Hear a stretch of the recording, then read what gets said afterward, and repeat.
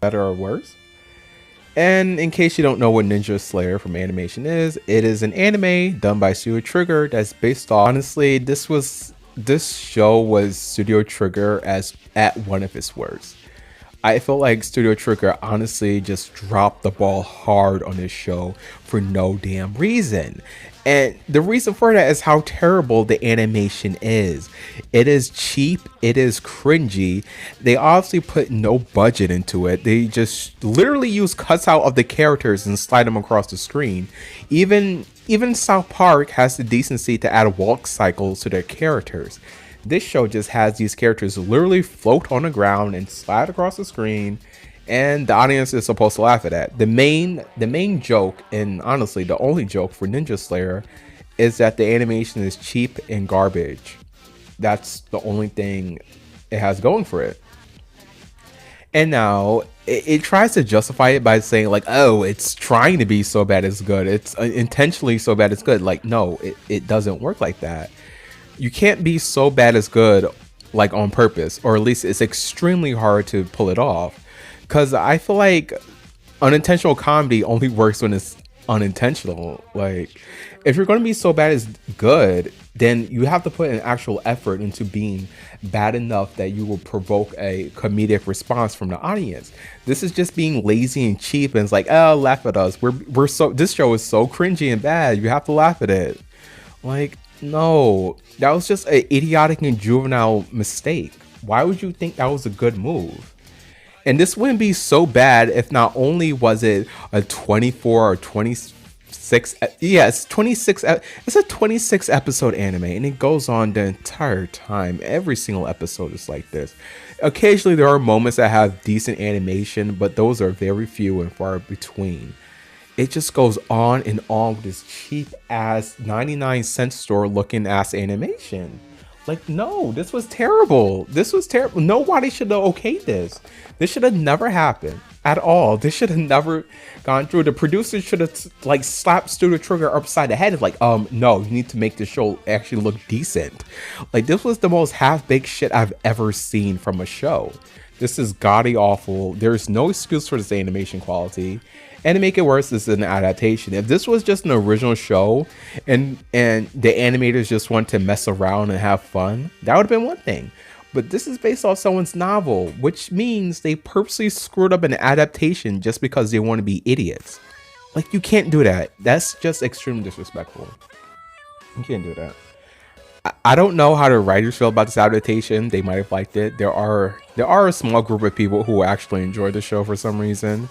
So the creators might have liked it, but if I was a person who wrote this novel and I saw this anime studio purposely shot themselves in the foot, no, they didn't even shoot themselves in the foot. They took a shotgun and blew the whole thing off. That's what they did. They amputated themselves just to make a damn joke that was only funny in the first episode. And this was only 1 episode long. Then it would have been funny, but this shit got stale real quick. Like, it just got so stale. This should have never been made. Not like this. Not like this. Like, and that's a shame because Ninja Slayer is filled with so much potential. The whole purpose of Ninja Slayer in the novels, the manga, and anime, in all adaptations of Ninja Slayer, the point of the series is to be this bombastic parody of ninja media, anime from the 80s and 90s. And okay, that's cool. It could have been done if it was done with some expertise and style, but the anime butchered it. The manga, there's 2 manga adaptations. Well, technically there's 4. I'm going to talk about that a little bit later.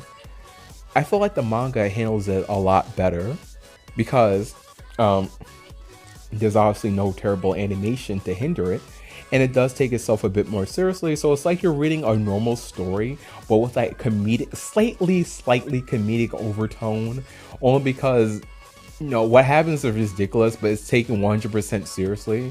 So there's only a very slight comedic overtone in the manga, but just enough you can still take things seriously and genuinely enjoy the story. There's 2. So like I said, there's 1 manga adaptation called Ninja Slayer Kills, which is the most basic of the adaptations. It's only 4 volumes long, and it adapts a short amount of the novels, and it feels like a shonen manga because it was published in a shonen magazine. So it tries to be the more serious of the adaptations, which makes it the less cringy one because, you know, it does, well, I don't know. It's kind of stupid, but it was enjoyable. And this is another manga adaptation called by Yogo Yuki, the creator of manga like Akametsu and Mazinger Zero. And I will talk about Mazinger Zero later on because that's probably one of the best mecha manga ever made, besides from Mokurano. I will talk about that in a future manga underground manga initiative video.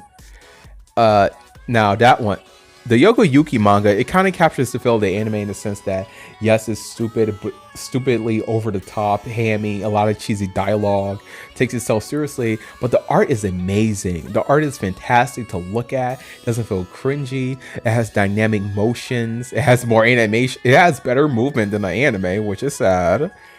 And it's something you could read without feeling too embarrassed about reading. But the bad thing is that it was licensed by Vertical, and they stopped publishing. They stopped releasing new volumes. Like in Japan, I think the manga has 14 or so volumes, and Vertical only released 6 or 7 volumes. They haven't published anything new since like 2017. And I emailed them to see if there's going to be more volumes of Ninja Slayer coming out, but like they never responded. So I don't know. The manga is stuck in purgatory. And speaking about the novel, the English novel is stuck in purgatory also, because the novels were licensed by Tokyo Otaku Mode, and they uploaded free chapters online after a while, but they stopped after like 3 chapters, or not 3 chapters, like 3 novels. I don't even think they published a whole novel. It was like, from my understanding, the original novels have multiple chapters that are episodic and standalone. So they published multiple chapters to make up a novel, but they never officially published anything, They just stopped out of nowhere. And I emailed them, and they did respond back. So I told them, hey, is this manga ever going to continue? And they respond, well, that really depends on the publisher. So that has me a little bit confused. So is it like, did they lose the rights to the series just like that? Did their license expire even though they had it for pretty much a short amount of time? I don't know what's going on. I would like to know more details about the whole situation, but that's probably all they can tell me. Either way, it would make more sense if the original publishers tried to make a bigger American audience, because after all, the novels did start off with the advertisement that was written by Americans. So I think it would make more sense to advertise it to a Western audience. That makes sense in my head, but what do I know? I'm not a producer. I don't know anything. So I don't know. I feel like this whole franchise is just wasted potential. Just so much wasted potential. There's so many ways it could have improved itself. But, oh well. And as for the other 2 manga adaptations, there is Ninja Slayer Hell in Kyoto, which is a sequel to the Yogo Yuki manga, an adaptation of part 2 of the novel series. Right now there's 4 different parts for the novel. Novel ones, only the first 3 are published as novels. The part 4 is being published as a Japanese web novel. I can't read any of it because it's all in Japanese, and I can't pay for it anyway. So it's like, oh well, I guess it's going to be a mystery forever because no one else wants to translate this series, unfortunately. And the final manga adaptation is Ninja Slayer Glamorous Killers, which is the most shocking one because it's a BL story, a boys' love story. Like, that's crazy. Apparently Ninja Slayer is still the main character, and it's about gay romance, which, that's very interesting because it's not every day you see this hyper masculine manly anime get a boys' love spinoff. Like, you don't see that. You just don't see that. So for them to do this for Ninja Slayer, that's pretty impressive. That made me want to read it the most, but sadly it does not have any translations whatsoever. I will try my hardest to find scanlations of it. Even if it's all in Japanese, I can at least look at the pictures because I just really, really want to know what the hell is going on in that spinoff. That's the most interesting spinoff simply because it's a BL story. That's the one I wanted to read the most. Because I think that's very daring to make a boys' love spinoff for such a, like I said, such a testosterone-heavy show. It's like, more power to you, though. I give you credit for having the balls to do that. Really interesting. But overall, my thoughts about Ninja Slayer as a whole, I do not hate this show. I do not hate this series, even though I was extremely harsh with my ramblings of the anime. I did not hate the anime. I gave it a 4 on my anime list, which is pretty bad, but I'm only mad because I was disappointed. I was disappointed because they could have done so much better. This was done by Studio Trigger, and I know people love Studio Trigger, but I have to say, people have high expectations for them, but keep them to low standards. Like whenever they do something stupid or just bad, people tend to give them the benefit of the doubt and brush it aside. I believe they haven't made a seriously really good anime since Kill La Kill back in 2013. All the other shows after that have been okay at best. Kids Niver from 2016 was just an okay show, nothing spectacular. I didn't watch Little Witch Academia. It just doesn't seem my type of show. I do not care for traditional magical girl type shows. Maybe it's good. I don't care. I don't know if I'm going to watch it eventually. Space Loluco, whatever. It was okay, but nothing spectacular. Right now they have this new show called Brand New Animal. It's a furry show, which already has my expectations in the gutter. But I might watch it if it gets a dub. If it gets a dub, I'll watch it just to see how it is. It has the same writer as Kill. The show has the same writer as Kill La Kill, Kazuki Nakashima, I believe. So it just might turn out being good, even though I hate furry shows. It just might be good. If it gets a dub, I'll give it a try and hopefully I'll enjoy it. It might be the best Studio Trigger ever since they made Kill La Kill. Because honestly, they really need a good show. They can't stop driving off nostalgia. Fans need to stop giving them credit where credit isn't due. Just like, hey, Studio Trigger needs to improve a lot. They need to make more quality shows instead of just doing this half-ass BS all the damn time. But anyway, should you watch Ninja Slayer? Maybe. The style of comedy might be to your liking if you're interested in those weird Adult Swim cartoons that's super minimalistic and, overuse the same joke all the time. I'm not a big fan of the whole comedy of the show. It's really not funny. But I did keep watching because I did find the main character, Kenji, likable. And I was slowly enthralled by the story. I wanted to know more about the aspects.